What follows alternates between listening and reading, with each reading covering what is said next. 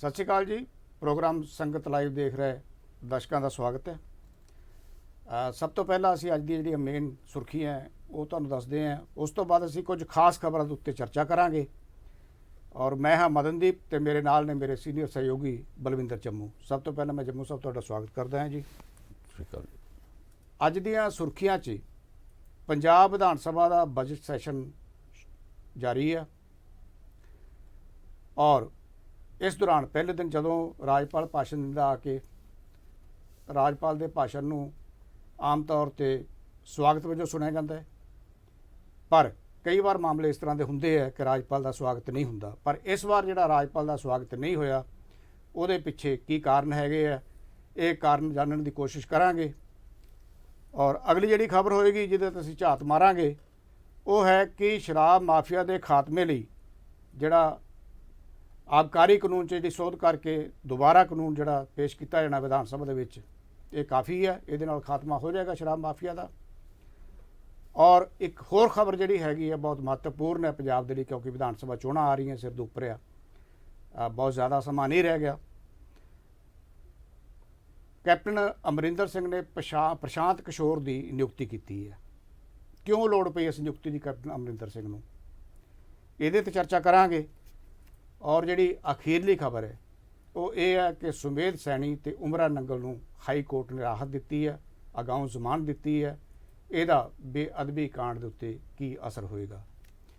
ਸੋ ਸਭ ਤੋਂ ਪਹਿਲੀ ਜਿਹੜੀ ਖਬਰ ਹੈ ਉਹ ਇਹ ਹੈ ਕਿ ਪੰਜਾਬ ਵਿਧਾਨ ਸਭਾ ਦੇ ਵਿੱਚ ਜਿਹੜਾ ਬਜਟ ਪੇਸ਼ ਕੀਤਾ ਜਾਣਾ ਹੈ ਪੰਜਾਬ ਸਰਕਾਰ ਵੱਲੋਂ, ਇਹ ਆਖਰੀ ਬਜਟ ਹੈ।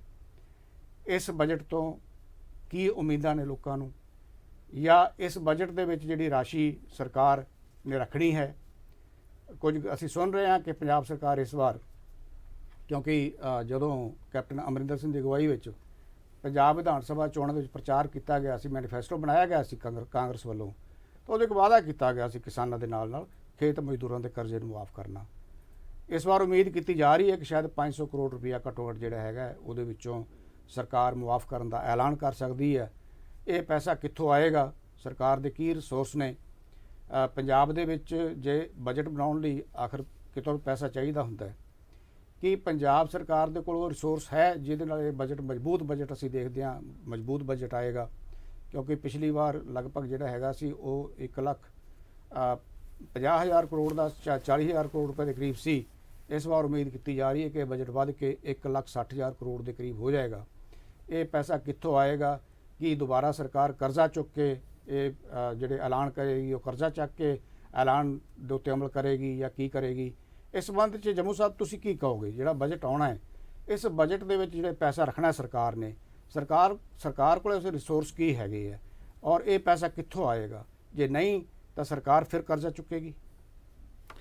ਦੇਖੋ ਮਨਜੀਤ ਜੀ, ਬਜਟ ਜਿਹੜਾ ਉਹ 5 ਮਾਰਚ ਨੂੰ ਪੇਸ਼ ਕੀਤਾ ਜਾਣਾ। ਬਜਟ ਦੇ ਵਿੱਚ ਕੀ ਤਰਜੀਹਾਂ ਹੋਣਗੀਆਂ, ਪਿਛਲੀ ਵਾਰੀ ਕੀ ਤਰਜੀਹਾਂ ਸੀ, ਜਾਂ ਜਿਹੜਾ ਮੈਨੀਫੈਸਟੋ ਕਾਂਗਰਸ ਪਾਰਟੀ ਨੇ ਪਿਛਲੀਆਂ ਵਿਧਾਨ ਸਭਾ ਚੋਣਾਂ ਸਮੇਂ ਪੇਸ਼ ਕੀਤਾ ਸੀ ਉਹਦੇ ਵਿੱਚ ਕੀਤੇ ਗਏ ਵਾਅਦੇ ਪੂਰੇ ਕਰ ਲਏ ਗਏ ਜਾਂ ਨਹੀਂ ਕੀਤੇ ਗਏ, ਇਹ ਸਵਾਲ ਅਹਿਮ ਨੇ।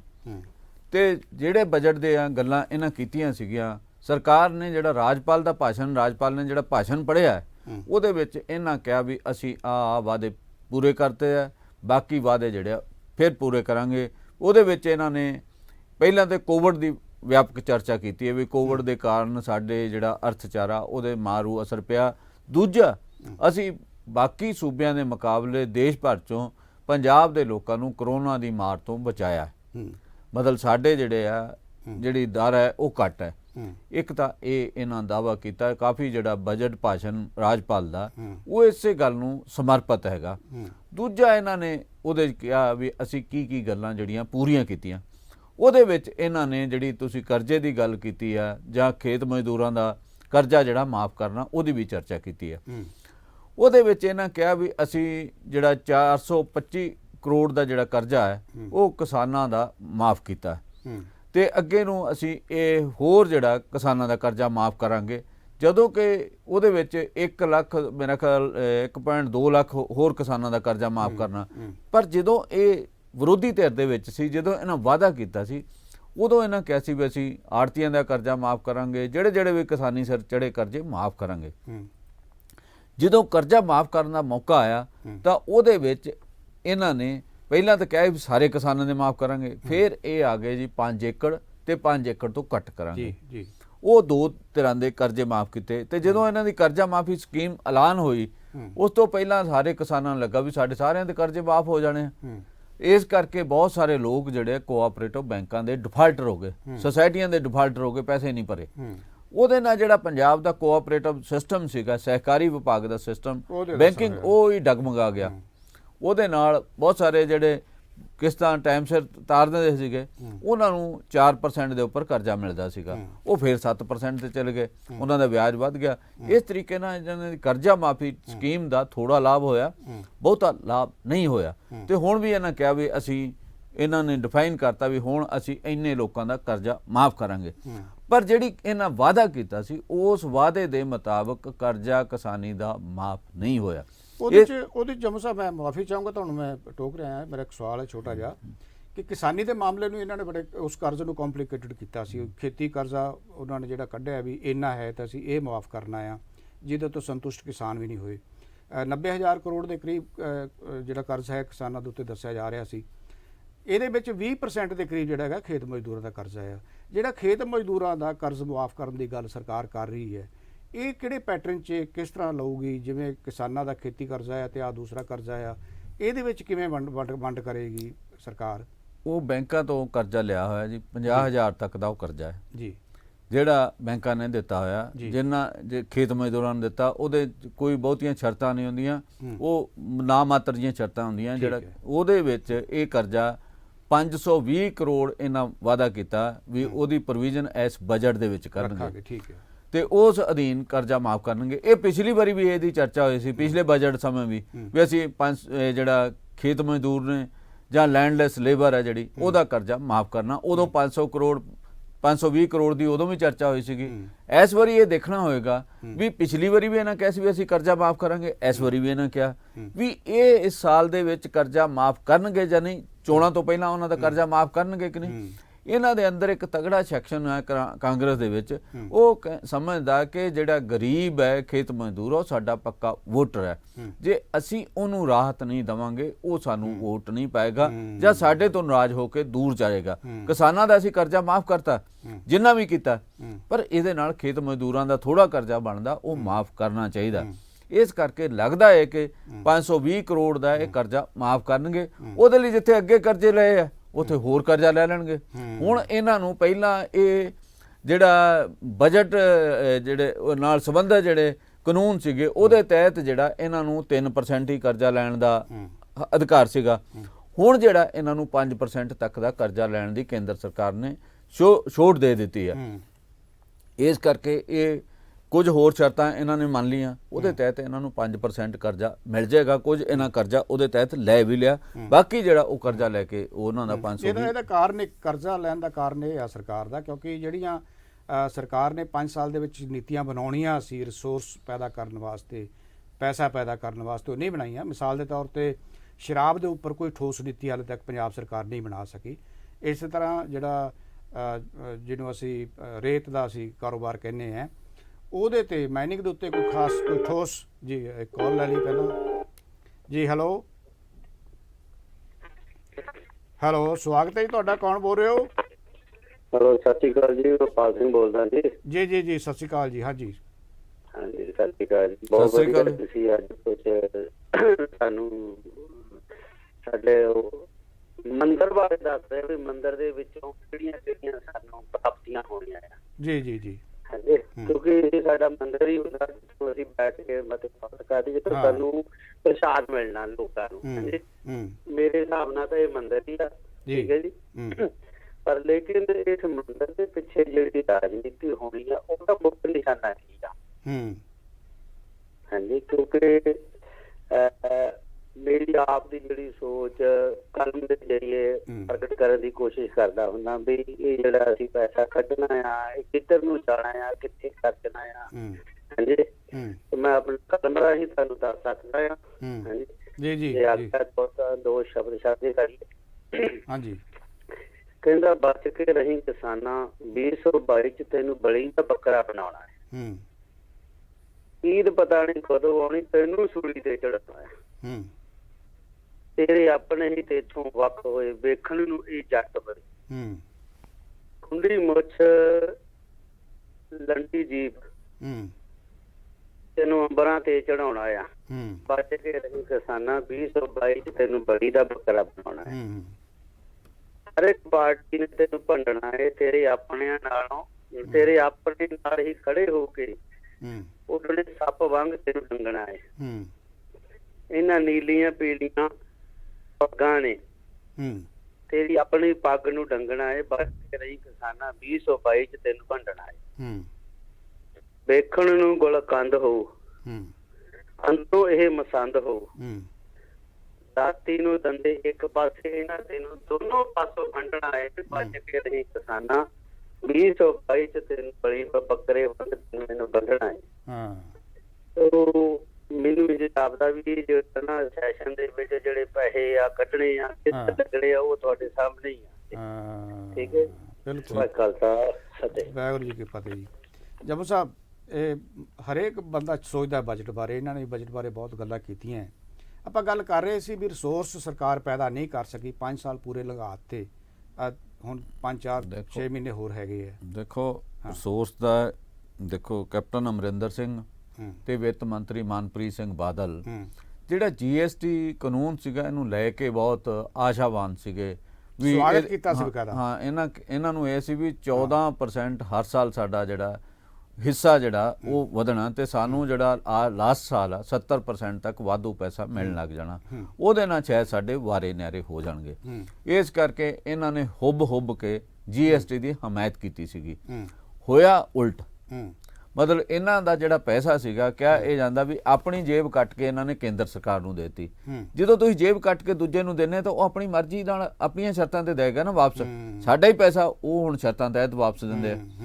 ਉਹਦੇ ਵਿੱਚ ਹਰ ਵਾਰੀ ਲੇਟ ਹੁੰਦਾ। ਇਹਨਾਂ ਦਾ 8000 ਕਰੋੜ ਦੇ ਕਰੀਬ ਪੈਸਾ ਕੇਂਦਰ ਵੱਲ ਪਿਆ ਹੈ। ਕੇਂਦਰ ਸਰਕਾਰ ਉਹਨਾਂ ਨੂੰ ਹਰ ਵਾਰੀ ਲੇਟ ਕਰਦੀ ਆ।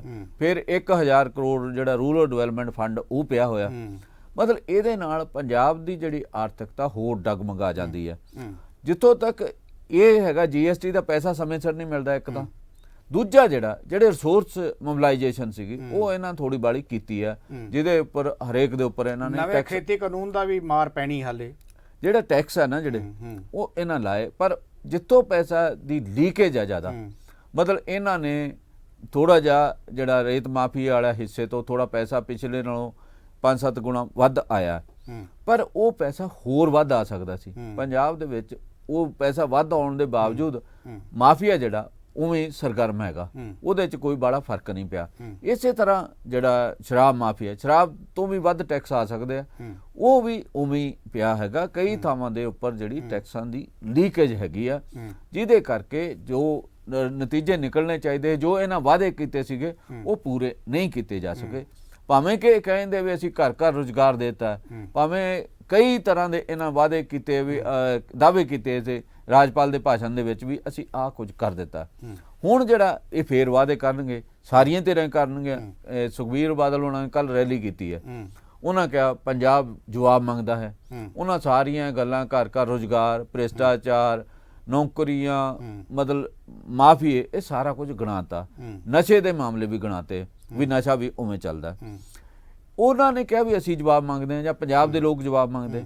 ਜਵਾਬ ਤਾਂ ਉਹਨਾਂ ਤੋਂ ਵੀ ਲੋਕ ਮੰਗਦੇ ਵੀ ਉਹਨਾਂ ਦੀ 10 ਸਾਲ ਸਰਕਾਰ ਰਹੀ ਸੀ। 10 ਸਾਲ ਦੀ ਸਰਕਾਰ ਦੇ ਵਿੱਚ ਜੋ ਬੇਨਿਯਮੀਆਂ ਹੋਈਆਂ, ਜੋ ਲੁਟਾਈ ਪੰਜਾਬ ਦੀ ਹੋਈ, ਉਹਦੇ ਤਹਿਤ ਹੀ ਕੈਪਟਨ ਨੇ ਬਿਹਤਰ ਪ੍ਰਸ਼ਾਸਨ ਦੇਣ ਦਾ, ਉਹਨਾਂ ਨੂੰ ਲੋਕਾਂ ਨੇ ਸਜ਼ਾ ਦੇ ਦਿੱਤੀ, ਉਹਨਾਂ ਨੂੰ ਲਾਂਭੇ ਕਰਤਾ ਸੱਤਾ ਤੋਂ, ਉਹਨਾਂ ਨੂੰ ਸਜ਼ਾ ਦੇ ਦਿੱਤੀ। ਪਰ ਉਹਨਾਂ ਨੂੰ ਸਜ਼ਾ ਦਿੱਤੀ, ਅਜੇ ਵੀ ਉਹਨਾਂ ਦੀ ਸਜ਼ਾ ਜਿਹੜੀ ਪੂਰੀ ਨਹੀਂ ਹੋਈ। ਇੱਕ ਜਿਹੜਾ ਦੇਖੋ, ਸਾਨੂੰ ਜਦੋਂ ਅਸੀਂ ਅਕਾਲੀ ਦਲ ਦੀ ਗੱਲ ਕਰਦੇ ਹਾਂ, ਅਕਾਲੀ ਦਲ ਦੀ ਗੱਲ ਕਰਦੇ ਹਾਂ, ਉਹਨਾਂ ਦੇ ਦੋ ਚੀਜ਼ਾਂ ਨੇ। ਇੱਕ ਉਹ ਧਰਮ ਦੇ ਖੇਤਰ ਦੇ ਵਿੱਚ ਹੈ।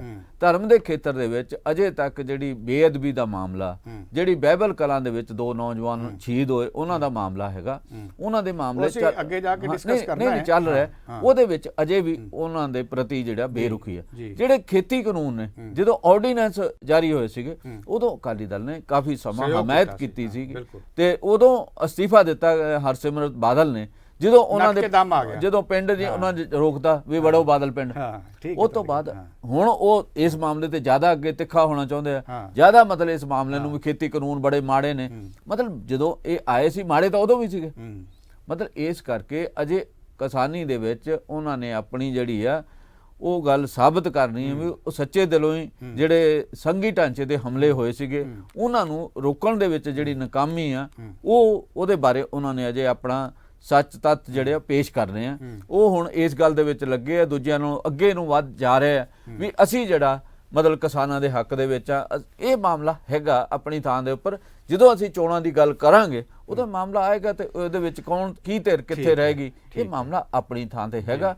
ਇਸ ਕਰਕੇ ਜਿਹੜਾ ਪ੍ਰਸ਼ਾਂਤ ਕਿਸ਼ੋਰ ਦੀ ਅੱਗੇ ਨਿਯੁਕਤੀ ਦਾ ਮਾਮਲਾ ਆਏਗਾ ਜਾਂ ਹੋਰ ਮਾਮਲੇ ਆਉਣਗੇ, ਇਸ ਕਰਕੇ ਜਦ ਕੱਲ ਰਾਜਪਾਲ ਦਾ ਭਾਸ਼ਣ ਸੀਗਾ ਉਹਨੇ ਇਹਦੇ ਵਿੱਚ ਸਾਰੇ ਯਤਨ ਕੀਤੇ ਵੀ ਕੀ ਸਰਕਾਰ ਨੇ ਕੀਤਾ। ਪਰ ਇਹਦੇ ਚ ਰਾਜਪਾਲ ਦਾ ਇੰਨਾ ਵਿਰੋਧ ਹੋਇਆ ਔਰ ਉਹਨਾਂ ਨੂੰ ਕਿਹਾ ਗੋ ਬੈਕ ਦੇ ਨਾਅਰੇ ਲਾਏ, ਇਸ ਤਰ੍ਹਾਂ ਸਵਾਗਤ ਨਹੀਂ ਹੋਇਆ, ਇਹਦੇ ਪਿੱਛੇ ਕਾਰਨ, ਅਸਲ ਕਾਰਨ ਕੀ ਹੈ? ਕਿਉਂਕਿ ਹੁਣ ਚੋਣਾਂ ਦੇ ਵਿੱਚ 1 ਸਾਲ ਤੋਂ ਵੀ ਘੱਟ ਸਮਾਂ ਰਹਿ ਗਿਆ ਜੀ, 10 ਮਹੀਨੇ ਹਾਰਡਲੀ, ਪਿਛਲੀ ਵਾਰੀ ਫਰਵਰੀ 'ਚ ਚੋਣਾਂ ਹੋਈਆਂ ਸੀ, ਫਰਵਰੀ ਲੰਘ ਗਈ ਜੀ, ਇਹਦਾ ਮਤਲਬ ਜਿਹੜੀ ਸਰਕਾਰ ਦਾ ਕਾਊਂਟਡਾਊਨ ਉਲਟੀ ਗਿਣਤੀ ਸ਼ੁਰੂ ਹੋ ਚੁੱਕੀ ਹੈ ਤੇ ਉਹਦੇ ਵਿੱਚ ਉਹਨਾਂ ਨੇ ਵੀ ਇਹ ਸਾਬਤ ਕਰਨਾ ਵੀ ਅਸੀਂ ਅਸਲ ਫਾਈਟਰ ਹੈ। ਉਹਦੇ ਚ ਆਪ ਨੇ ਵੀ ਇਹ ਗੱਲ ਸਾਬਤ ਕਰਨੀ ਆ ਵੀ ਅਸੀਂ ਅਸਲ ਮੁੱਦੇ ਪੰਜਾਬ ਦੇ ਉਠਾ ਰਹੇ ਹਾਂ। ਕਾਂਗਰਸ ਨੇ ਵੀ ਕੱਲ ਇਹੀ ਕੀਤਾ। ਪਰ ਅਸਲ ਮੁੱਦਾ ਤਾਂ ਇੱਕ ਹੈਗਾ ਹੈ ਨਾ, ਰਾਜਪਾਲ ਨੇ ਜਿਹੜਾ ਬਿੱਲ ਜਿਹੜਾ ਇਹ ਮਤਾ ਪਾਸ ਕੀਤਾ ਸੀ, ਖੇਤੀ ਕਾਨੂੰਨ ਜਿਹੜੇ ਰੱਦ ਕੀਤੇ ਸੀ ਪੰਜਾਬ ਵਿਧਾਨ ਸਭਾ ਦੇ ਵਿੱਚ, ਉਹਦਾ ਖਰੜਾ ਆਪਣੇ ਕੋਲ ਰੱਖਣਾ, ਰਾਸ਼ਟਰਪਤੀ ਨੂੰ ਨਾ ਭੇਜਣਾ, ਕੀ ਉਹਨਾਂ ਦੇ ਅਧਿਕਾਰ ਖੇਤਰ 'ਚ ਹੈ ਕਿ ਉਹ ਆਪਣੇ ਦਬਾਅ ਰੱਖਣ ਫਾਈਲਾਂ ਇਸ ਤਰ੍ਹਾਂ? ਦੇਖੋ, ਰੱਖਣਾ ਨਹੀਂ ਚਾਹੀਦਾ, ਭੇਜਣਾ ਚਾਹੀਦਾ ਹੈ ਰਾਸ਼ਟਰਪਤੀ ਨੂੰ। ਇਸ ਕਰਕੇ ਕੈਪਟਨ ਸਰਕਾਰ ਨੇ ਕਿਹਾ ਵੀ ਅਸੀਂ ਇਹ ਮਾਮਲਾ ਜਿਹੜਾ ਦੁਬਾਰਾ ਫਿਰ ਪੇਸ਼ ਵਿਧਾਨ ਸਭਾ 'ਚ ਲਿਆਵਾਂਗੇ, ਉਹ ਤੋਂ ਬਾਅਦ ਰਾਸ਼ਟਰਪਤੀ ਨੂੰ ਭੇਜਾਂਗੇ, ਕਿਉਂਕਿ ਉਹ ਦੂਜੀ ਵਾਰੀ ਜਦੋਂ ਪਾਸ ਕਰਕੇ ਮਤਾ ਭੇਜਿਆ ਜਾਵੇ ਰਾਜਪਾਲ ਕੋਲ ਕੋਈ ਅਧਿਕਾਰ ਨਹੀਂ ਰਹਿ ਜਾਂਦਾ, ਉਹ ਰਾਸ਼ਟਰਪਤੀ ਨੂੰ ਨਾ ਭੇਜੇ। ਤਾਂ ਕੀ ਇਸ ਵਾਰ ਉਮੀਦ ਕੀਤੀ ਜਾ ਸਕਦੀ ਕਿ ਦੁਬਾਰਾ ਲਿਆਉਣਗੇ? ਦੇਖੋ, ਉਮੀਦ ਤਾਂ ਕਈ ਗੱਲਾਂ ਕੀਤੀਆਂ ਜਾਂਦੀਆਂ, ਉਮੀਦ ਕੀਤੀ ਜਾਣੀ ਚਾਹੀਦੀ ਹੈ। ਉਮੀਦ ਤਾਂ ਇਹ ਵੀ ਕਿਹਾ ਸੀ ਕੈਪਟਨ ਸਰਕਾਰ ਨੇ ਵੀ ਅਸੀਂ ਬਿਜਲੀ ਦੇ ਮਾਮਲੇ ਤੇ ਵਾਈਟ ਪੇਪਰ ਲਿਆਵਾਂਗੇ, ਅੱਜ ਤੱਕ ਵਾਈਟ ਪੇਪਰ ਨਹੀਂ ਆਇਆ। ਪਿਛਲੇ ਸੈਸ਼ਨ 'ਚ ਕਿਹਾ ਸੀ, ਮਤਲਬ ਵਾਈਟ ਪੇਪਰ ਅੱਜ ਤੱਕ ਬਣਿਆ ਹੀ ਨਹੀਂਗਾ, ਮਤਲਬ ਕਦੋਂ ਵਾਈਟ ਪੇਪਰ ਲਿਆਉਣਾ, ਕੀ ਕਹਿਣਾ ਉਹਦੇ 'ਚ, ਇਹ ਗੱਲਾਂ ਤਾਂ ਸਾਰੇ ਵੇਟ ਕਰ ਰਹੇ ਨਾ। ਬਿਜਲੀ ਪੰਜਾਬ ਦੇ ਵਿੱਚ ਬਹੁਤ ਮਹਿੰਗੀ ਹੈ। ਜੰਮੂ ਸਾਹਿਬ, ਤੁਹਾਨੂੰ ਬਹੁਤ ਵੱਡਾ ਐਕਸਪੀਰੀਅੰਸ ਹੈ ਇਸ ਮਾਮਲੇ ਵਿੱਚ। ਜੇ ਅਸੀਂ ਵਿਧਾਨ ਸਭਾ ਦੀ ਗੱਲ ਕਰਦੇ ਹਾਂ ਤਾਂ ਜਦੋਂ ਅਕਤੂਬਰ ਵਿੱਚ ਜਾ ਕੇ, ਅਕਤੂਬਰ ਜਾਂ ਨਵੰਬਰ 'ਚ ਮੈਨੂੰ ਲੱਗਦਾ ਹੈ ਕਿ ਅਗਲੀਆਂ ਚੋਣਾਂ ਬਾਰੇ ਐਲਾਨ ਹੋ ਜਾਏਗਾ, ਤਰੀਕਾਂ ਤੈਅ ਹੋ ਜਾਣਗੀਆਂ, ਜਿਵੇਂ ਕਿ ਜਿੰਨਾ ਕੁ ਸਮਾਂ ਪਿਆ ਹੈ ਅੰਦਾਜ਼ਾ ਲਾਇਆ ਜਾ ਰਿਹਾ, ਤਾਂ ਕੀ ਇਹ ਜਿਹੜਾ ਸਮਾਂ ਬਚਿਆ ਹੋਇਆ ਬਾਕੀ 7-8 ਮਹੀਨੇ ਸਰਕਾਰ ਦੇ ਕੋਲ ਹੈਗੇ ਆ, ਇਹਦੇ ਦੌਰਾਨ ਹੋਰ ਵੀ ਸੈਸ਼ਨ ਆ ਸਕਦੇ ਵਿਧਾਨ ਸਭਾ ਦੇ? ਇੱਕ ਸੈਸ਼ਨ ਜਿਹੜਾ ਹੋਰ ਆਏਗਾ, ਕਿਉਂਕਿ ਇਹ ਮੈਂਡੇਟਰੀ ਹੈ 6 ਮਹੀਨਿਆਂ ਦੇ ਬਾਅਦ ਵਿਧਾਨ ਸਭਾ ਦਾ ਸੈਸ਼ਨ ਹੋਣਾ। ਹੁਣ ਮਾਰਚ ਹੈ, 1 ਮਾਰਚ ਨੂੰ ਸੈਸ਼ਨ ਹੋਇਆ, ਤੁਸੀਂ 6 ਮਹੀਨੇ ਗਿਣ ਲਓ ਵੀ ਕਦੋਂ ਹੁੰਦੇ। 10 ਮਾਰਚ ਨੂੰ ਖਤਮ ਹੋਏਗਾ। 10 ਮਾਰਚ, ਉਹ ਤੋਂ ਬਾਅਦ ਤੁਸੀਂ 6 ਮਹੀਨੇ ਗਿਣ ਲਓ ਕਦੋਂ ਹੋਣਗੇ। ਅਗਸਤ ਸਤੰਬਰ ਦੇ ਵਿੱਚ ਕੋਈ ਹੰਗਾਮੀ ਸੈਸ਼ਨ ਆਉਣ ਦੀ ਵੀ ਉਮੀਦ ਹੈ ਕੋਈ? ਉਹ ਨਿਰਭਰ ਕਰਦਾ, ਜੇ ਕੋਈ ਬਹੁਤ ਵੱਡਾ ਇਸ਼ੂ ਆ ਜਾਵੇ ਤਾਂ ਉਹਦੇ ਤੇ ਹੰਗਾਮੀ ਸੈਸ਼ਨ ਵੀ ਹੋ ਸਕਦਾ। ਇੱਕ ਦਿਨ ਦੇ ਸੈਸ਼ਨ ਵੀ ਬਹੁਤ ਵਾਰੀ ਹੋਏ, ਉਹ ਨਿਰਭਰ ਕਰਦਾ ਵੀ ਲੋੜ ਹੈ ਜਾਂ ਨਹੀਂ ਹੈ, ਤਾਂ ਉਹਦੇ 'ਚ ਹੰਗਾਮੀ ਸੈਸ਼ਨ ਵੀ ਹੋ ਸਕਦਾ। ਇਹ ਕਈ ਵਾਰ ਰਾਜਨੀਤਿਕ ਜਿਹੜੇ ਮਸਲੇ ਆ ਉਹਨੂੰ ਮੁੱਖ ਰੱਖ ਕੇ, ਮਿਸਾਲ ਦੇ ਤੌਰ ਤੇ ਜਿਵੇਂ ਤੁਸੀਂ ਗੱਲ ਕਰ ਰਹੇ ਸੀ ਕਿ ਜੇ ਰਾਜਪਾਲ ਨੇ ਇਸ ਵਾਰ ਉਹ ਜਿਹੜਾ ਇਹਨਾਂ ਨੇ ਰੱਦ ਕੀਤੇ ਸੀ ਕਾਨੂੰਨ, ਉਹਦਾ ਖਰੜਾ ਆਪਣੇ ਕੋਲ ਰੱਖ ਲਿਆ, ਰਾਸ਼ਟਰਪਤੀ ਨੂੰ ਨਹੀਂ ਭੇਜਿਆ, ਤਾਂ ਇਹਨੂੰ ਦੁਬਾਰਾ ਇੱਕ ਹੰਗਾਮੀ ਤੌਰ ਤੇ ਵੀ ਵਿਚਾਰਿਆ ਜਾ ਸਕਦਾ? ਨਹੀਂ, ਉਹ ਤਾਂ ਐਸੇ ਸੈਸ਼ਨ 'ਚ ਲਿਆ ਸਕਦੇ, ਉਹਦੇ 'ਚ ਕੀ ਹੈ, ਜੇ ਇਮਾਨਦਾਰੀ ਹੋਵੇ ਤਾਂ। ਮਤਲਬ 19 ਬਿੱਲ ਲਿਆਉਣੇ ਇਹਨਾਂ ਨੇ ਇਸ ਸੈਸ਼ਨ ਦੇ ਵਿੱਚ, 19 ਬਿੱਲ ਪਾਸ ਕੀਤੇ ਜਾਣੇ, ਉਹ ਤੇ 20 ਹੋ ਜਾਣਗੇ। ਉਹ ਤਾਂ ਕੋਈ ਵੱਡਾ ਬਿੱਲ ਕਿਹੜਾ ਆਉਣ ਦੀ ਉਮੀਦ ਹੈ? ਜਿਹੜਾ ਕਈ ਸਾਰੇ ਬਿੱਲ ਨੇ, ਮਤਲਬ ਵੱਖ-ਵੱਖ ਬਿੱਲ ਨੇ, ਜਿਹੜੇ ਆ ਸ਼ਰਾਬ ਵਾਲਾ ਵੀ ਹੈਗਾ, ਜਿਹੜਾ ਸਖਤ ਕਾਨੂੰਨ ਬਣਾਉਣ ਦਾ ਮਾਮਲਾ, ਇਹਦੇ ਨਾਲ ਹੋਰ ਕਈ ਬਿੱਲ ਹੈਗੇ, ਇੱਕ GST ਤੇ ਵੀ ਮੇਰੇ ਕੋਲ ਲਿਸਟ ਪਈ ਪੂਰੀ। ਫਿਰ ਆਪਾਂ ਇਹਦੇ ਤੇ ਜੇ ਵਿਚਾਰ ਕਰ ਲਈਏ, ਕਿਉਂਕਿ ਸ਼ਰਾਬ ਦਾ ਵਾਰ-ਵਾਰ ਮਾਮਲਾ ਆ ਰਿਹਾ, ਸ਼ਰਾਬ ਦਾ ਮਸਲਾ ਬਜਟ ਦੇ ਨਾਲ ਵੀ ਜੁੜਿਆ ਹੋਇਆ ਹੈ, ਔਰ ਪੰਜਾਬ ਦੇ ਅੰਦਰ ਜਿਹੜੀਆਂ ਹੱਤਿਆਵਾਂ ਹੋ ਰਹੀਆਂ ਜ਼ਹਿਰੀਲੀ ਸ਼ਰਾਬ ਦੇ ਨਾਲ, ਕਤਲ ਹੋ ਰਹੇ ਆ, ਇਹ ਬੜਾ ਵੱਡਾ ਮਾਮਲਾ ਆ। ਬਹੁਤਾ ਸਮਾਂ ਹਾਲੇ ਨਹੀਂ ਹੋਇਆ, ਜਿਹੜੀ ਤਾਜ਼ਾ ਘਟਨਾ ਗੁਰਦਾਸਪੁਰ, ਅੰਮ੍ਰਿਤਸਰ ਤੇ ਤਰਨਤਾਰਨ ਦੇ ਵਿੱਚ ਵਾਪਰੀ ਸੀ, ਗੈਰ ਸਰਕਾਰੀ ਰਿਪੋਰਟਾਂ ਦੇ ਮੁਤਾਬਕ ਲਗਭਗ 150 ਜਿਹੜਾ ਬੰਦਾ ਆ ਜ਼ਹਿਰੀਲੀ ਸ਼ਰਾਬ ਨਾਲ ਮਾਰਿਆ ਗਿਆ ਸੀ, ਔਰ ਉਹਦੇ ਵਿੱਚ ਬਹੁਤ ਵੱਡੇ ਲੋਕਾਂ ਦੇ ਨਾਂ ਆਏ ਸੀ। ਇਹ ਵੀ ਇਸ਼ਾਰੇ ਹੋਏ ਸੀ ਕਿ ਮੌਜੂਦਾ ਸਰਕਾਰ ਦੇ ਜਿਹੜੇ ਵਿਧਾਇਕ ਹੈ ਉਹਦੇ ਵਿੱਚ ਉਹਨਾਂ ਦਾ ਨਾਂ ਵੀ ਵੱਜਿਆ ਸੀ। ਜੰਮੂ ਸਾਹਿਬ, ਜੇ ਇਹ ਕਾਨੂੰਨ ਸੋਧ ਕੇ ਜਿਹੜਾ ਲਿਆ ਰਹੀ ਹੈ ਪੰਜਾਬ ਸਰਕਾਰ ਵਿਧਾਨ ਸਭਾ 'ਚ ਪਾਸ ਹੋ ਜਾਂਦਾ ਹੈ, ਤਾਂ ਇਸ ਤੋਂ ਬਾਅਦ ਇਹ ਉਮੀਦ ਕੀਤੀ ਜਾ ਸਕਦੀ ਹੈ ਕਿ ਪੰਜਾਬ ਦੇ ਅੰਦਰ ਸ਼ਰਾਬ ਮਾਫੀਆ ਖਤਮ ਹੋ ਜਾਊਗਾ? ਦੇਖੋ, ਇਹਨਾਂ ਨੇ ਨਸ਼ਿਆਂ ਦਾ ਮਾਫੀਆ ਖਤਮ ਕਰਨ ਦਾ ਵਾਅਦਾ ਕੀਤਾ ਸੀਗਾ ਜੀ, ਸ਼ੁਰੂਆਤ ਦੇ ਵਿੱਚ ਕਾਫੀ ਸਫਲਤਾ ਮਿਲੀ ਸੀਗੀ, ਜੀ ਪਰ ਅਜੇ ਵੀ ਪੰਜਾਬ ਦੇ ਵਿੱਚ ਨਸ਼ੇ ਮਿਲਣੇ, ਨਸ਼ੀਲੇ ਪਦਾਰਥ ਜਿਹੜੇ ਮਿਲਣੇ ਬੰਦ ਥੋੜਾ ਨਹੀਂ ਜਿਹਾ ਹੋਏ। ਇਹਦੇ ਤੇ ਕਾਰਨਾਂ ਦੇ ਵੀ ਸਾਨੂੰ ਥੋੜੀ ਜੀ ਦੇਖੋ ਉਹ ਨਸ਼ੀਲੇ ਪਦਾਰਥ ਅਜੇ ਵੀ ਵਿਕ ਰਹੇ, ਕਿਉਂਕਿ ਉਹਦੇ 'ਚ ਪੈਸਾ ਹੀ ਬਹੁਤ ਬਣਦਾ। ਜੀ ਉਹ ਤਾਂ ਨੋਟਾਂ ਦੀ ਮਸ਼ੀਨ ਆ ਨਾ। ਪੰਜਾਬ ਦੀ ਜਵਾਨੀ, ਪੰਜਾਬ ਦੇ ਲੋਕ ਢੱਠੇ ਖੂਜ ਪੈਣ, ਕਿਹਨੂੰ ਬਣਦਾ ਹੈ ਪੈਸਾ ਜੀ? ਇਹ ਜਿਹੜੀਆਂ ਧਿਰਾਂ ਮਤਲਬ ਰਾਜ ਕਰਦੀਆਂ, ਬਿਊਰੋਕ੍ਰੇਸੀ, ਪੁਲਿਸ, ਪੋਲੀਟੀਸ਼ੀਅਨ, ਇਹ ਤਿੰਨਾਂ ਦਾ ਹੀ ਕਿਤੇ ਨਾ ਕਿਤੇ ਨੈਕਸਸ ਹੈ, ਤਾਂ ਹੀ ਵਿਕ ਰਿਹਾ ਨਾ। ਇੱਕ ਇਲਾਕੇ ਦੇ ਵਿੱਚ ਕੀ ਕੁਝ ਹੁੰਦਾ, ਕੀ ਗੋਰਖ ਧੰਦਾ ਹੁੰਦਾ, ਜਿਹੜਾ SHO ਲਾਇਆ ਜਾਂਦਾ, ਸਾਰੀ ਜਾਣਕਾਰੀ ਉਹਦੇ ਕੋਲ ਹੁੰਦੀ ਹੈ। ਕਿਹਾ ਜਾਂਦਾ ਉਹ ਉਸ ਇਲਾਕੇ ਦੀ ਮਾਂ, ਉਹਨੂੰ ਕਿਹਾ ਜਾਂਦਾ ਵੀ ਉਹਨੂੰ ਸਾਰਿਆਂ ਪਤਾ ਵੀ ਇੱਥੇ ਕੀ ਕੀ ਹੈਗਾ। ਉਹ ਜਦੋਂ ਵਿਧਾਇਕ ਆਪਣੀ ਮਰਜ਼ੀ ਨਾਲ ਲਵਾਉਂਦੇ ਕੋਈ SHO, ਤਾਂ ਕੁਦਰਤੀ ਕੋਈ ਨਾ ਕੋਈ ਤਾਂ ਸਾਂਝ ਹੋਏਗੀ ਨਾ ਕੋਈ ਕੜੀ ਜੁੜਦੀ ਹੋਏਗੀ। ਇਸ ਕਰਕੇ ਇਹ ਨਸ਼ਿਆਂ ਦਾ ਬਹੁਤ ਵੱਡਾ ਗੋਰਖ ਧੰਦਾ ਹੈਗਾ। ਤੇ ਉਵੇਂ ਸ਼ਰਾਬ ਜਿਹੜੀ ਆ, ਸਾਡੇ ਜਿੱਥੇ ਕਿਸਾਨੀ ਹੈਗੀ ਆ, ਦੁਨੀਆ ਦੇ ਕਿਸੇ ਖੇਤਰ ਦੇ ਵਿੱਚ ਵੀ, ਉੱਥੇ ਸ਼ਰਾਬ ਜਿਹੜੀ ਆ ਉਹ ਪੀਤੀ ਜਾਂਦੀ ਆ। ਸ਼ਰਾਬ ਪਿਛਲੇ ਸਮੇਂ 'ਚ ਬਹੁਤ ਮਹਿੰਗੀ ਹੋ ਗਈ ਹੈ। ਮਹਿੰਗੀ ਹੋਣ ਕਰਕੇ ਉਹਦੀ ਅਫੋਰਡੇਬਿਲਟੀ ਉਹ ਲੋਕਾਂ ਕੋਲ ਨਹੀਂ ਰਹੀ। ਇਸ ਕਰਕੇ ਜਿਹੜੀ ਦੂਜੀ ਸ਼ਰਾਬ ਹੈ, ਘਰਾਂ ਦੀ ਬਣੀ ਸ਼ਰਾਬ ਹੈ, ਜਾਂ ਅਲਕੋਹਲ ਜਿਹੜੀ ਹੈ, ਮਤਲਬ ਇੱਕ ਵੱਖਰੀ ਕਿਸਮ ਦੀ ਅਲਕੋਹਲ ਹੈ, ਜੇ ਜ਼ਿਆਦਾ ਸਟਰੋਂਗ ਮਿਲ ਜਾਏ ਤਾਂ ਉਹ ਵੈਸੇ ਹੀ ਬੰਦੇ ਨੂੰ ਸਾੜ ਦਿੰਦੀ ਹੈ। ਉਹ ਕਈ ਤਰੀਕਿਆਂ ਦੀ ਅਲਕੋਹਲ ਜਿਹੜੀ ਆ ਉਹ ਪੀਤੀ ਜਾਂਦੀ ਹੈ, ਜਿਹਦਾ ਪੈਗ ਮੇਰਾ ਖਿਆਲ 20 ਰੁਪਏ 'ਚ ਮਿਲਦਾ, ਤੇ ਬਾਰਡਰ ਦੇ ਵਿੱਚ ਤਾਂ ਅਕਸਰ ਮਿਲਦਾ ਨਾ। ਇਸ ਕਰਕੇ ਜਿਹੜੀ ਆਦਤ ਹੈ ਲੋਕਾਂ ਦੀ, ਇੱਕ ਮਤਲਬ ਵੀ ਜਿਹੜੀ ਇਹ ਸਸਤੀ ਸ਼ਰਾਬ ਜੇ ਨਹੀਂ ਮਿਲਦੀ ਤਾਂ ਉਹ ਇਸ ਕਿਸਮ ਦੀ ਮਾੜੀ ਸ਼ਰਾਬ ਪੀਣਗੇ। ਇਹਨੂੰ ਹਟਾਉਣਾ, ਇਹਨੂੰ ਰੋਕਣਾ, ਇਹ ਬਹੁਤ ਵੱਡਾ ਮਤਲਬ ਇਹਦੇ ਤੇ ਜ਼ੋਰ ਲਾਉਣ ਦੀ ਲੋੜ ਹੈ। ਇਹ ਸ਼ਰਾਬ ਦੀ ਜਿਹੜੀ ਆਦਤ ਹੈ, ਸ਼ਰਾਬ ਦੀ ਜਿਹੜੀ ਲੱਤ ਹੈ, ਇਹ ਬੜੀ ਪੁਰਾਣੀ ਹੈਗੀ। ਇਹਨੂੰ ਕਹਿਣ ਵੀ ਇੱਕ ਸਖਤ ਕਾਨੂੰਨ ਬਣਾ ਕੇ ਖਤਮ ਕਰ ਦਿੱਤਾ ਜਾਊਗਾ, ਮੇਰਾ ਖਿਆਲ ਇਵੇਂ ਨਹੀਂ ਵਾਪਰਨ ਲੱਗ ਜਾਣਾ। ਮਤਲਬ ਤੁਸੀਂ ਆ ਜਿਹੜਾ ਪਿਛਲੇ ਸਮੇਂ ਦੇ ਵਿੱਚ ਲੋਕ ਮਰੇ ਜ਼ਹਿਰੀਲੀ ਸ਼ਰਾਬ ਪੀ ਕੇ, ਉਹ ਕਿਤੇ ਨਾ ਕਿਤੇ ਉਹਦੇ 'ਚ ਕੋਈ ਨਾ ਕੋਈ ਜ਼ਹਿਰੀਲਾ ਤੱਤ ਜਿਹੜਾ ਉਹਦੀ ਮਾਤਰਾ ਵੱਧ ਗਈ, ਇਸ ਕਰਕੇ ਉਹਨਾਂ ਦੀ ਮੌਤ ਹੋ ਗਈ। ਪੰਜਾਬ 'ਚ ਵੀ ਹੋਇਆ, ਉਸ ਤੋਂ ਬਾਅਦ ਹਰਿਆਣੇ 'ਚ ਵੀ ਹੋਇਆ। ਮਤਲਬ ਜਦੋਂ ਪੰਜਾਬ ਦੇ ਵਿੱਚ ਤੇ ਹਰਿਆਣੇ ਦੇ ਵਿੱਚ ਜਦੋਂ ਇਹ ਕਰੋਨਾ ਕਾਲ ਸੀਗਾ, ਇਹਨਾਂ ਸਾਰੇ ਠੇਕੇ ਖਾਲੀ ਹੋ ਗਏ। ਸ਼ਰਾਬ ਦੇ ਜਿਹੜੇ ਠੇਕੇ ਸੀ, ਉਹ ਸ਼ਰਾਬ ਪੰਜਾਬ ਦੇ ਵਿੱਚ ਧੜੱਲੇ ਨਾਲ ਵਿਕੀ, ਹਰਿਆਣੇ ਦੇ ਵਿੱਚ ਵੀ ਵਿਕੀ। ਫਿਰ ਇਹਨਾਂ ਜਾਂਚ ਦਾ ਬਣਾਇਆ, ਉਹ ਜਾਂਚ ਦੇ ਵਿੱਚ ਬੜਾ ਕੁਝ ਮੇਰਾ ਨਹੀਂ ਖਿਆਲ ਸਾਹਮਣੇ ਆਇਆ। ਸੋ ਇਹਨਾਂ ਦੇ MLA ਦਾ ਵੀ ਨਾਂ ਆਉਂਦਾ ਪੰਜਾਬ ਦੇ ਵਿੱਚ ਵੀ, ਹਰਿਆਣੇ ਦੇ ਵਿੱਚ ਵੀ ਕੁਦਰਤੀ ਇੱਕ ਸਾਬਕਾ MLA ਫੜਿਆ ਵੀ ਗਿਆ ਸੀਗਾ। ਪਰ ਇਹਦੇ ਨਾਲ ਸਾਰਾ ਜੋ ਤੱਥ ਹੈ, ਜੋ ਸੱਚਾਈ, ਉਹ ਸਾਹਮਣੇ ਨਹੀਂ ਆਈ। ਇਸ ਕਰਕੇ ਕੇਵਲ ਸਖਤ ਕਾਨੂੰਨਾਂ ਨਾਲ ਮਾਮਲੇ ਹੱਲ ਨਹੀਂ ਹੁੰਦੇ। ਕਾਨੂੰਨ ਤਾਂ ਪਹਿਲਾਂ ਵੀ ਹੈਗੇ, ਮਤਲਬ ਸਜ਼ਾਵਾਂ ਦੇਣ ਦੇ, ਹੁਣ ਇਹਨਾਂ ਨੇ ਉਮਰ ਕੈਦ ਜਾਂ ਮੌਤ ਦੀ ਸਜ਼ਾ ਕਰਤੀ ਹੈ। ਮਤਲਬ ਇਹ ਮੈਨੂੰ ਲੱਗਦਾ ਵੀ ਮੌਤ ਦੀ ਸਜ਼ਾ ਬਹੁਤ ਹਾਰਿਸ਼ ਹੈ, ਮੌਤ ਦੀ ਸਜ਼ਾ ਨਹੀਂ ਹੋਣੀ ਚਾਹੀਦੀ ਬੰਦੇ ਨੂੰ।